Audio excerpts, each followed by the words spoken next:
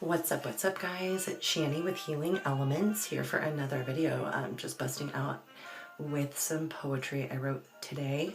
Actually today is I believe the 7th February 7th 2020, and I just wanted to put this on my Shanny Testifies list. It is totally deep for me, and also maybe a little bit, I don't know, intense, the subject matter, but definitely was self-expression that I enjoyed doing. There is a beautiful spoken word, a couple of people that I follow online, and one in particular, amazing, the wordsmith is the reason why, or the thought process behind this poem. I had listened to one of his spoken word, and it was just amazing, and definitely, of course, made me reflect and think about things that I have, of course, in my heart, and thoughts that I resonate with. So here we go. I'm going to read it. It is off of my computer. I'm looking at my computer so I can read it to you guys. So here we go. This is basically, it's a poem called Painted by Numbers. Painted by Numbers. And there's like a, dual meaning. Here we go, guys.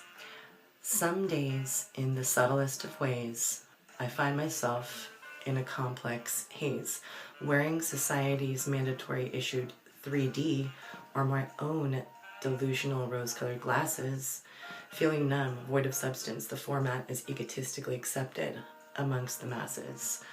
The best way to elaborate is defined by ways the system paints us and differentiates us by numbers on paper. If we dare to contradict those agents, our voices, poof, disappear mysteriously, as though we remained a vapor.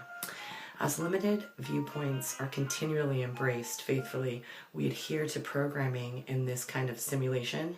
We keep our glasses on tight despite the toll it takes on our personal integrity's degradation.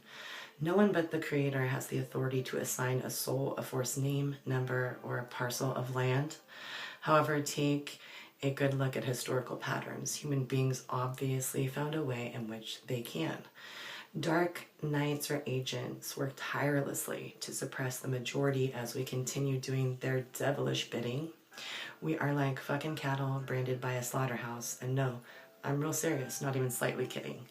This may come across too outlandish, abrasive, or as an aggressive sort of expression, but to the contrary, I argue to you, I feel it's my way of participating in a collective cosmic intervention.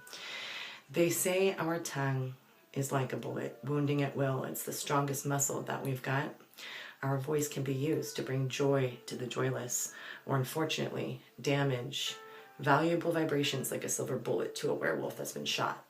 Conspiracies, I used to actually ponder. Honestly, I used to wonder if they even existed. But now I know they surely exist, I'm sure of it, showing themselves truthful to me. So many perspectives I've had and shifted. I've seen an anomaly in Utah, a mountain-sized gray blinking spaceship with no sound, not the slightest ripple caused by it within the wind. I was logically thinking I would win a Nobel Prize for proving UFO sightings are not just a trend. Naive. I cry each time that I remember how I stated this detailed experience to a policeman, then my dad, then MUFON back then. At the time, I was totally heartbroken. Naivety shattered, reported this existence, and naively found out, right just when, that the suppression implementation factor was actually attempted on me. I knew indeed right then and there conspiracies were not fiction, but fact. It's still bewildering to me as to why the suppression. Perhaps we're in a test tube that truth and transparency are lacked.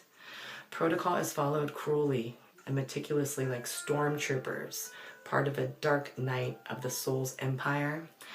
Lying openly, blatantly, or lying by omission, they withhold knowledge, like as if they are Prometheus withholding his fire. The only way to elaborate, to me, it seems, is to explain secret treaties between people, money, darkness, and power. They're legit.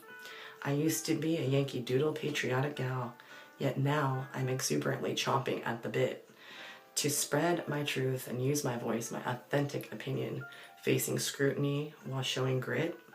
I am not a Yankee Doodle dandy. I'm just a teeny part of the stage on a grand set. The stage is ours alone to own, to play a role in this tragic free fall with no safety net. And if you are told over and over enough times that you're doomed to go to a Dante's Inferno type of hell, like a grazing sheep, you may surely be led to wolves in sheep's clothing, led to believe anything when you're under such an oppressive spell.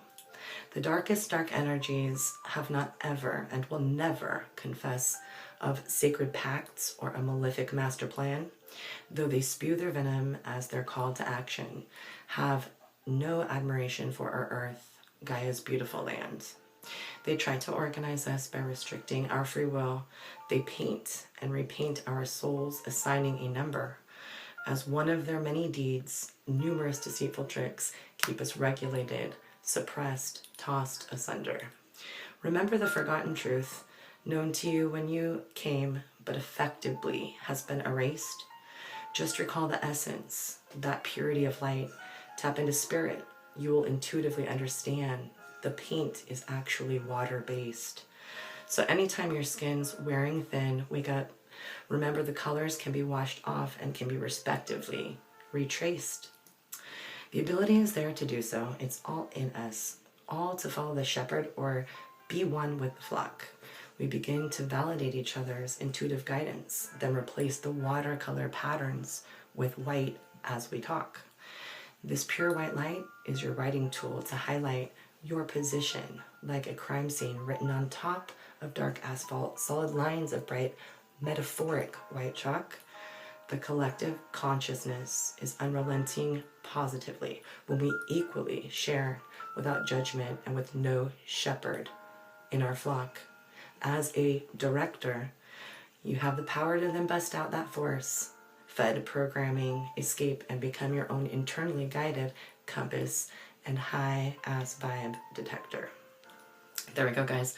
That was just a little bit of, obviously, my insight and my thoughts on, those who are, blatantly oppressing outwardly, just really could give a shit about people who are perhaps, in a diverse group ethnically, or maybe they are, gender, maybe they are female. There's just a lot of people I feel in, the limelight who are definitely doing dark agents work. If you are not providing unconditional understanding, love, and an approach that is humanitarian, hashtag Bernie Sanders, then I really, I don't care about politics, but if you're not spreading the light and you're part of this, again, this paint by numbers, trying to paint us up, to look as though we're colorful, but it's really their programming that they are, engrossing us with. So just want to speak on that. Thank you so much, you guys, for listening. Love and light as always. Blessings, blessings, blessings, guys.